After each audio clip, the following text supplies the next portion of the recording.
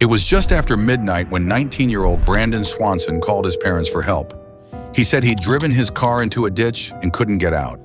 They stayed on the phone with him for 47 minutes, and then the line went dead.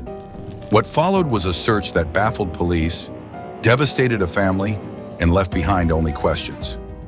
Where did Brandon go? And how can someone vanish while on the phone in the middle of nowhere? Brandon Swanson was a smart, well-liked college student from Marshall, Minnesota. He had just finished his spring semester at Minnesota West Community and Technical College in Canby. To celebrate, he joined a group of friends for a small get-together. He stayed for a while. No reports of heavy drinking, no conflict. Then at around 11:30 p.m., Brandon left to drive home to Marshall. But for reasons no one fully understands, he didn't take the main route. Instead, he took a series of rural back roads through farmland and small towns. At 1:54 a.m., he called his parents, saying he'd accidentally driven into a ditch near the town of Lind. He said he was fine, not hurt, just stuck. They offered to pick him up. While they drove, they stayed on the phone with Brandon, trying to figure out exactly where he was. He told them he could see lights in the distance, maybe from a town. He flashed his headlights. They did too, but neither side could see the other. Brandon eventually said he was going to leave his car and start walking toward the lights. It was a cool May night, no jacket, no flashlight, but he sounded calm, focused.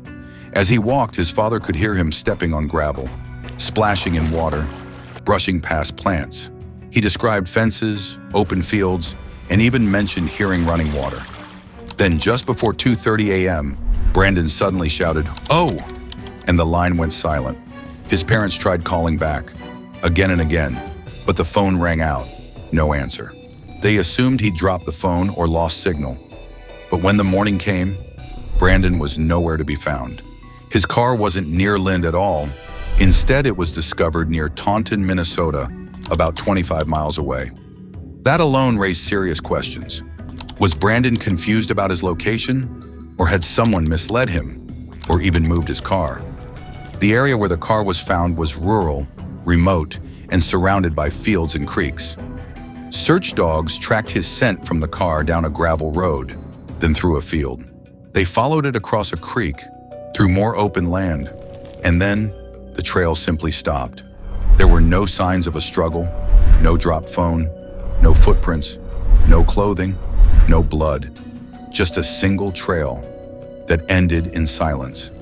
Over the years, several theories have been proposed. The most common is accidental drowning. Brandon may have slipped while crossing a river or creek in the dark, but dive teams searched the water extensively and never found a body, clothing, or his phone. Another theory is disorientation. It was late. He may have been tired or mildly intoxicated. Some believe he became confused and walked in circles until he succumbed to the elements. But the weather that night, while cool, wasn't extreme. A third theory is foul play. Could someone have intercepted him?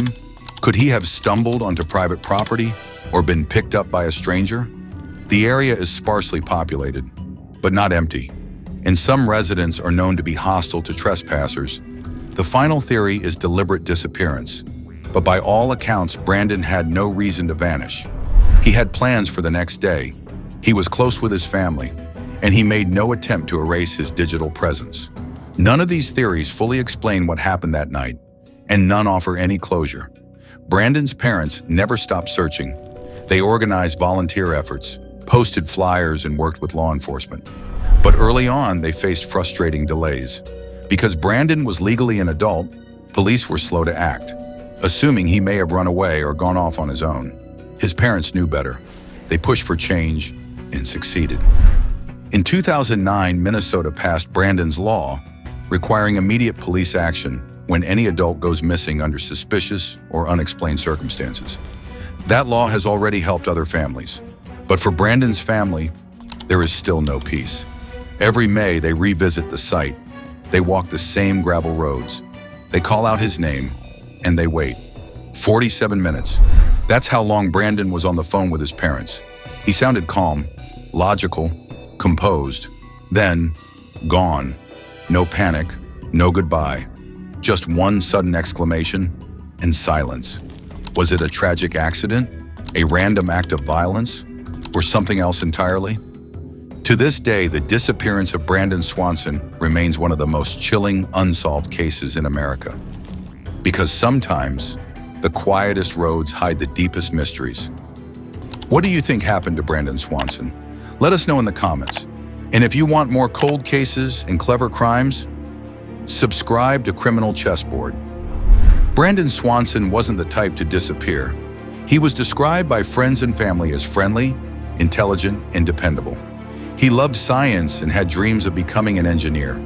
He wasn't the kind of person to vanish without warning, and certainly not without reaching out again after such a long phone call with his parents. That detail, the 47-minute call, has stuck with people. It suggests he was thinking clearly. He was trying to get help. He was trying to get home. He wasn't panicked. He wasn't saying goodbye. He was trying to be found. His parents, Annette and Brian, later described that night as a blur of fear and helplessness. They drove up and down country roads in the dark, calling his name, scanning the ditches and fields. All while his phone rang, unanswered, over and over. They didn't know yet that this would be the last time they'd ever hear their son's voice. They were told to give it time, that he'd probably come home on his own. But they knew their son, and they were right to worry. Let's look deeper at the foul play theory. Some have speculated that Brandon may have unknowingly crossed onto private land. In rural Minnesota, some areas are poorly marked and highly protected by locals. Could he have been confronted? Could something have gone wrong in an encounter? But again, no signs of violence were ever found. No drag marks, no dropped items, nothing. Others wonder if he was offered a ride, and something went wrong afterward. But investigators never identified any suspicious vehicles in the area that night. The lack of evidence is the most haunting evidence of all. In the years following his disappearance, Annette and Brian became advocates. They learned that under Minnesota law at the time, police weren't required to immediately act when an adult went missing. But they asked, what if your son disappears at 19? What if your daughter vanishes at 21? With help from lawmakers and local supporters, they pushed for change. Brandon's law passed in 2009, and today it helps ensure that no one else's disappearance is ignored, just because of their age. For Brandon's parents, it was a way to bring meaning to their loss, a way to help others, but the loss itself, still unbearable. It's now been more than a decade. No trace of Brandon Swanson has ever been found. Not his body, not his clothes, not his phone, not a wallet, not even a shoe. Just that 47-minute call, a few footsteps in the dark, a final exclamation, and then nothing. The Brandon Swanson case remains open, but for those who loved him, and for those who hear his story, it remains painfully present. Because some mysteries don't fade with time, they only grow louder in the silence. What do you think happened to Brandon Swanson? Share your thoughts and theories in the comments, and subscribe for more mysteries.